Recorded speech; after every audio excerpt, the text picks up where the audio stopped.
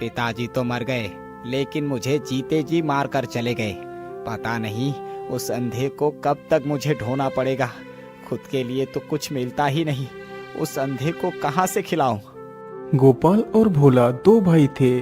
भोला गोपाल का बड़ा भाई है जो जन्म से ही अंधा है।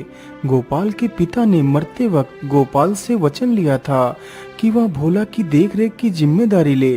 गोपाल रोज रोज इधर उधर भिक्षा मांगता और उसी से अपना तथा अपने भाई का गुजारा करता था।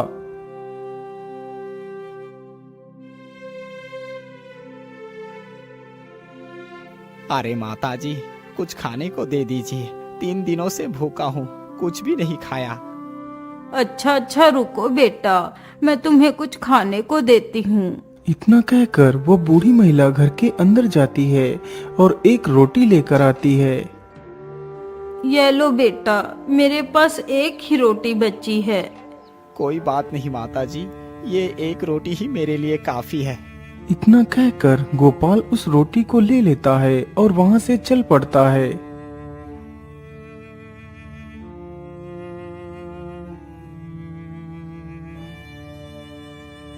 गोपाल चलते चलते एक नदी के पास से होकर गुजरता है।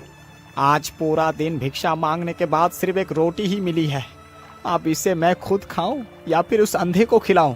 बस अब बहुत हो गया। अब मैं किसी के लिए कुछ भी नहीं करूंगा। ये रोटी मैं अकेले ही खाऊंगा। वैसे नदी तो पास में ही है, चलो यहीं पर रोटी खाकर पानी पी लेता हूँ, फिर घर जाऊंगा। इतना सोचकर गोपाल वहीं पर नदी के पास पड़े एक पत्थर पर बैठ जाता है और उस रोटी को खाता है। फिर उसी नदी में पानी पीकर वहां से चला जाता है।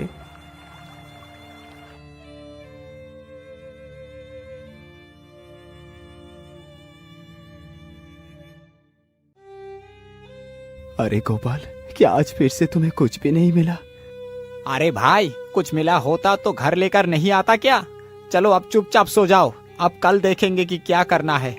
अच्छा अच्छा, ठीक है गोपाल, तुम गुस्सा क्यों होते हो? मैं पानी पीकर ही सो जाऊंगा। इतना बोलकर बेचारा भोला पानी पीकर ही लेट जाता है और कुछ देर में ही वह सो जाता है। अब मैं क्या करूं?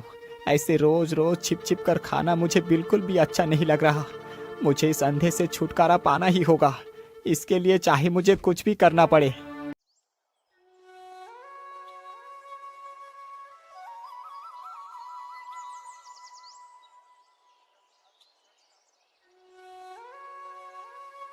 अरे भाई चलो, आज हम दोनों भिक्षा मांगने के लिए चलते हैं। हाँ हाँ गोपाल, ये ठीक रहेगा, चलो चलते हैं। गोपाल अपने अंधे भाई भोला को लेकर निकल पड़ता है।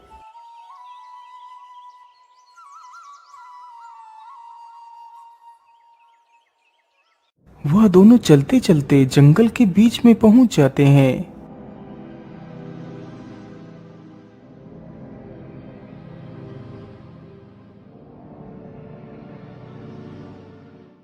हाँ हाँ, ये जगह ठीक रहेगी। मैं इसे यही पेड़ के नीचे छोड़कर चला जाता हूँ। यहाँ से तो ये अंधा कभी भी वापस नहीं आ पाएगा। एक ना एक दिन कोई जंगली जानवर इसको चट कर जाएगा। अरे क्या हुआ गोपाल, तुम रुक क्यों गए? अरे कुछ नहीं भाई, हम अब गांव के किनारे पर आ चुके हैं। मैं सोच रहा हूँ कि तुम्हें यही पेड़ के नीचे बैठा देता हूँ और मैं भिक्षा मांग कर ले आता हूँ। लेकिन गोपाल, यदि मैं भी साथ चलता तो हो सकता था कि मुझे भी कुछ भिक्षा मिल जाती। नहीं भैया, आप दूसरों से भिक्षा मांगोगे क्या? मुझे बिल्कुल भी अच्छा नहीं लगेगा, इसीलिए आप यहीं पर रुको, मैं अभी भिक्षा मांग कर आ जाऊंगा। इतना बोलकर गोपाल वहां से चला जाता है।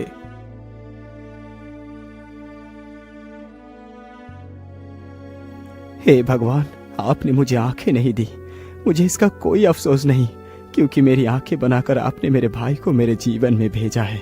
बेचारा भोला तो अपने भाई के दुष्ट विचारों को समझ नहीं पाया था। वह वहीं पेड़ के नीचे बैठा रहता है। भोला को पेड़ के नीचे बैठे बैठे पूरा दिन निकल गया। शाम होने वाली थी। बेचारा भोला इस आस में बैठा था कि कब उसका भाई आकर उसे आवाज लगाए। मुझे यहाँ पर बैठे हुए तो काफी समय गुजर चुका है। मेरे ख्याल से तो अब रात भी होने वाली होगी, लेकिन गोपाल अभी तक नहीं आया। कहीं गोपाल मुझे जानबूझकर तो यहाँ नहीं छोड़ गया। नहीं नहीं, ऐसा नहीं हो सकता। मेरा भाई मेरे साथ ऐसा नहीं कर सकता। अरे ये किसकी आवाज है? आवाज से तो लगता है कि कोई शेर मेरी ही ओर बढ़ता चला आ रहा है। अब मैं क्या करूं? मैं तो कहीं भाग भी नहीं सकता। मैं ऐसा करता हूं, इसी पेड़ के ऊपर ही चढ़ जाता हूं। इतना सोचकर भोला झट से उसी पेड़ पर चढ़ जाता है। कुछ देर में ही उसी पेड़ के नीचे ढेर सारे जानवर इकट्ठे होते हैं।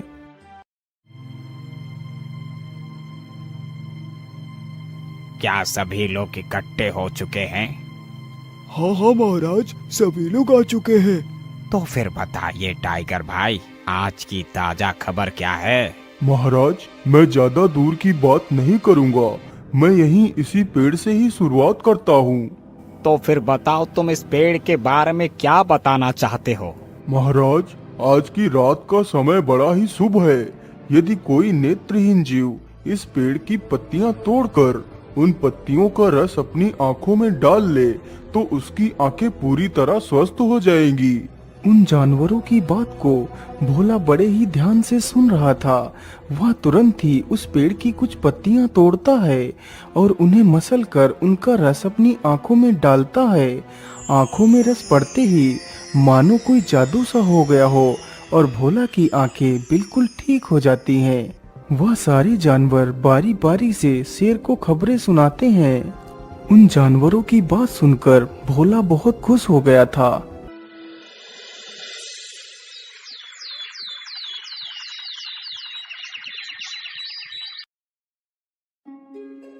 जैसे ही सुबह होती है तो उस पेड़ के नीचे से सारे जानवर जंगल के अंदर को जाने लगते हैं। कुछ ही देर में उस पेड़ के नीचे से सारे जानवर चले जाते हैं।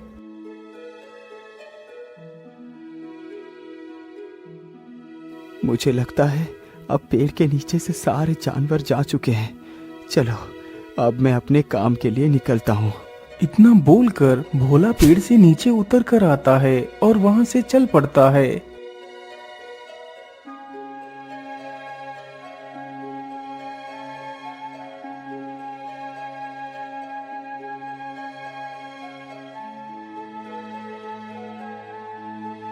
भोला चलते चलते एक नगर में पहुंचता है तो देखता है वहां के सभी लोगों के पीठ पर